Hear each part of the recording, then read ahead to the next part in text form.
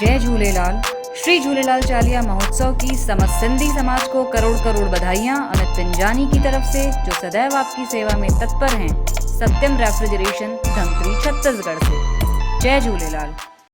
जय झूलेलाल। असांजे चैनल में तव्हां सभिनीनि जो स्वागत आहे। त अॼु जी इहा ख़बर साॻी चक्करभाटा बिलासपुर जी आहे, जिते असांजा संत साईं लालदास रहंदा आहिनि। त झूलेलाल मंदिर में चक्करभाटा जा संत साईं लालदास जी जो सत्संग आयोजन साए ॿुधर जे ॾींहुं बाबा गुरमुख दास धाम कच्ची खोलीअ में आयोजित कयो वियो। त सत्संग राति 9 वॻे आरंभ थियो ऐं 10:30 वॻे सत्संग जो समापन कयो वियो।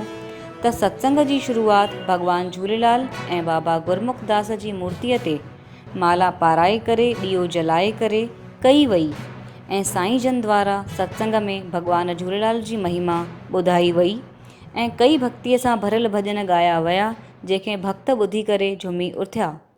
आख़िर में अरदास कई वई, पलउ पायो वियो, प्रसाद विरहायो वियो।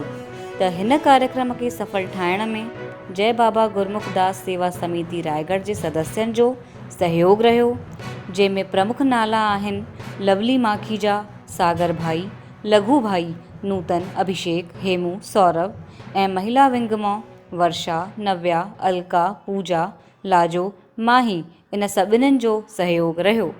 त सिंधी ख़बरुनि जी जानकारीअ लाइ ऐं असांजी मातृभाषा खे वाधारो ॾियण लाइ असांजे चैनल खे सब्सक्राइब कयो ऐं सिंधियत खे वधायो ऐं ख़बर खे लाइक ऐं शेयर ज़रूरु कयो।